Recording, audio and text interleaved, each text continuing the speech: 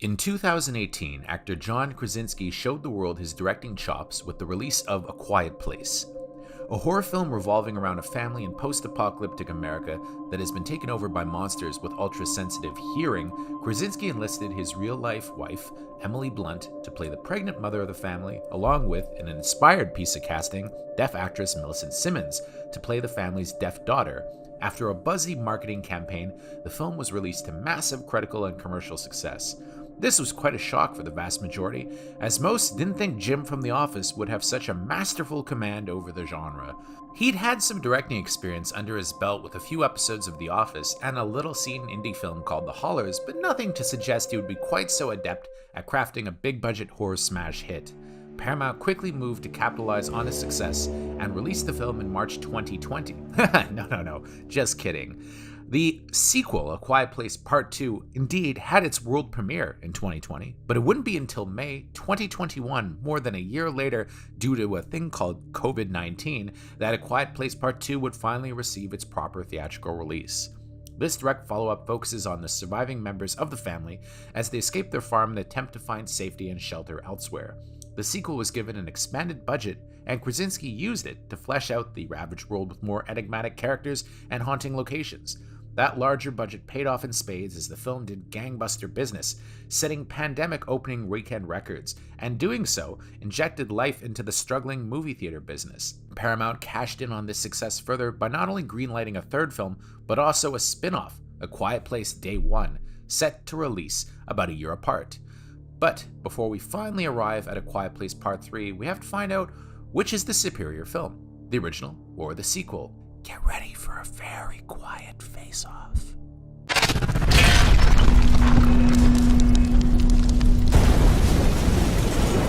Disclaimer. No actual science was used to determine the outcome of Face Off. Your results may vary. Please do not consume Face Off if you are allergic to conjecture, opinion, or general nonsense.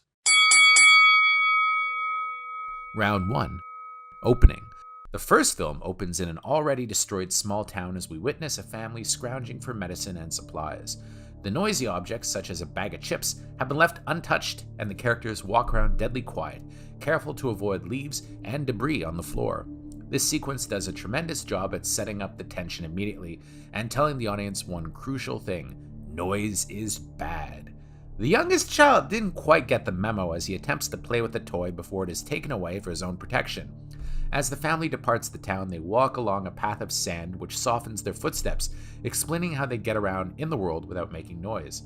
As they cross a bridge, a noise from the toy rings out and immediate dread sets in. The mother breaks down as she knows there is nothing she can do. The father sprints to the child in an attempted rescue, but he's too late. A monster suddenly springs from the woods and kills the child. Damn, what an opening.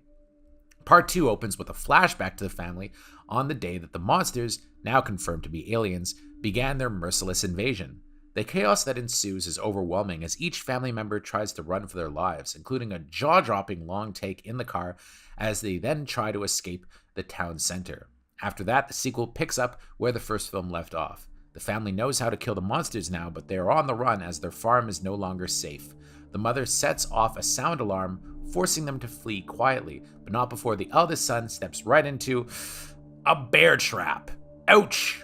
He lets out a blood-curdling scream and the monsters attack, another killer opening that puts the pedal to the metal and leaves the audience barely any time to catch their breath.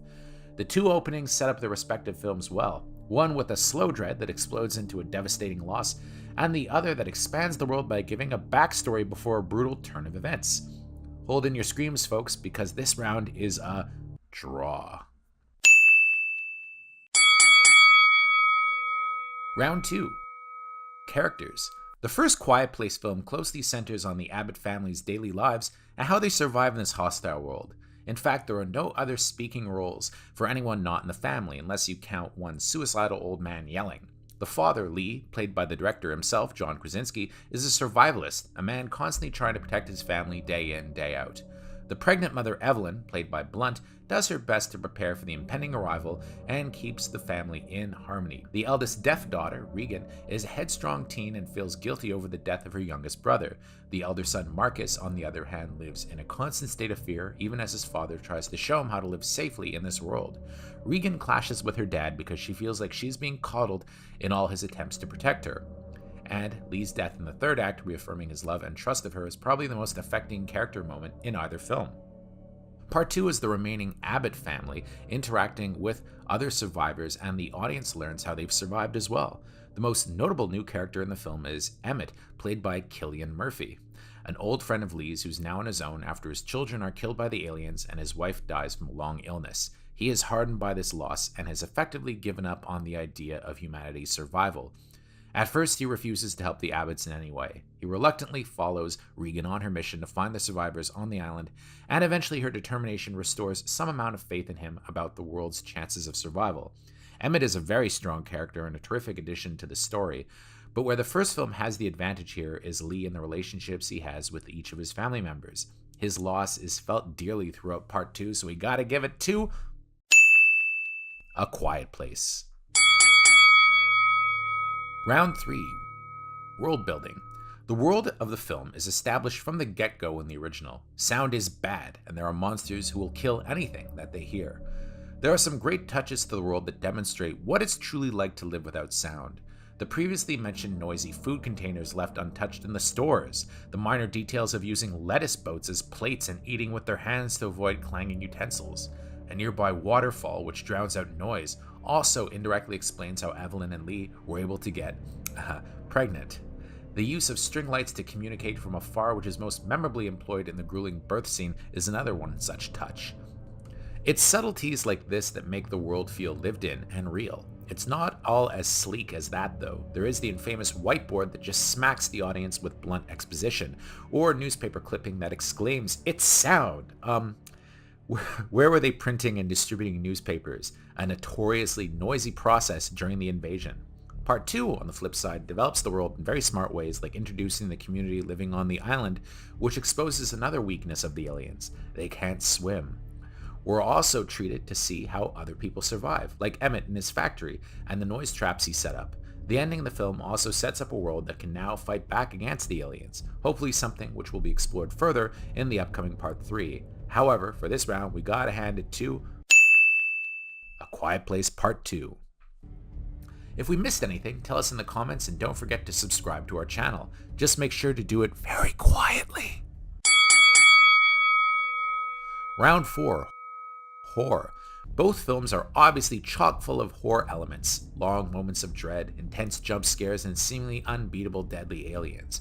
The original has the advantage of the unknown, from where the aliens look like to how they operate. Using the tried and true method of keeping the monster hidden, which elevates the terror even more, is extremely effective. Part 2 has the benefit of a larger budget, which equals more monsters with bigger scares. There are more vicious attacks, and everyone repeatedly feels under threat of being exposed at any moment. However, there is one single moment across both films that just takes the cake in this category: that goddamn nail. In the first one, when Evelyn is doing chores, a nail is exposed on the basement stairs, unknown to her, but the audience sees it in all of its terrible glory. It's Chekhov's nail, something you just know is going to be implemented in such a horrible way, and boy is it. The moment Evelyn steps on that awful nail is the most horrific scene in either film. The dreadful buildup, the sharp step that is such relatable pain, and her dropping the photo frame which alerts the aliens and sets up the rest of the film. Oh, and by the way, she's going into labor during the entire ordeal. Not even the bear trap can match the sheer horror of that nail. Lesson learned: watch where you step, folks. Verdict: A Quiet Place.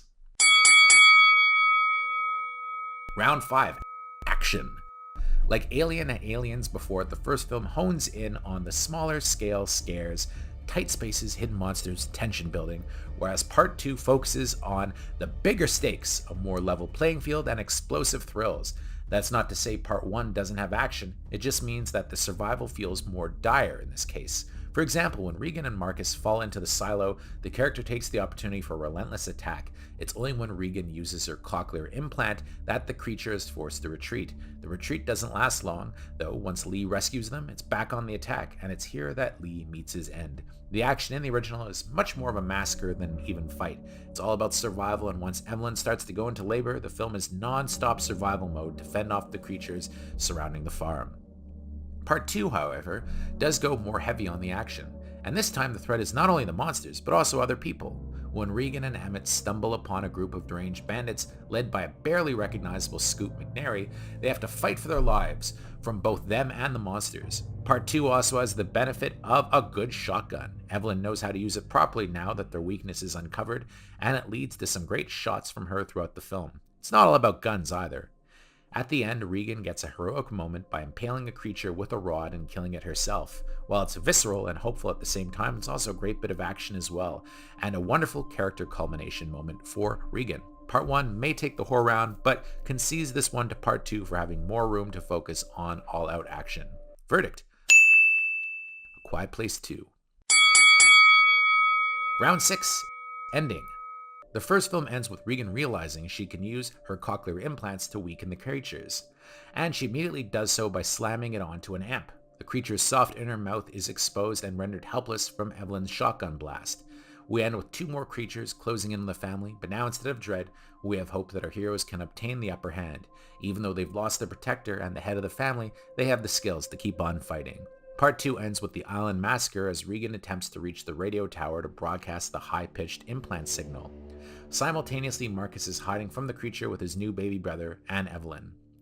Thankfully, once Regan is able to broadcast the frequency, Marcus uses the opportunity to weaken the monster and kill it, finally facing his fears and protecting his new family. With the frequency playing over the radio, anyone can now stand a chance against the creatures by weaponizing the broadcast signal, even Marcus, a genius setup for the third film. The ending of each film mirrors each other in a certain way, getting the one-up on the monsters by using the implants to weaken them and kill them dead. It's a close call as Part 2 has better character arcs for Regan and Marcus, but there's something about the simple shotgun pump from Evelyn that gets the heart pumping and ready for more. Therefore, we have to hand the crown to winner, winner, chicken dinner, A Quiet Place. A Quiet Place Part 2 is a worthy successor to the first film, but there is something about the simplicity and innovativeness of the use of sound in Part 1. The sequel emphasizes action more than horror and expands on the world, which will certainly help with Part 3, but the original A Quiet Place remains a solid film in its own right, while also planting numerous seeds for the future. But don't let us have the final word. Tell us in the comments which post-apocalyptic flick is your pick, A Quiet Place or A Quiet Place Part 2. And as always, thanks for watching.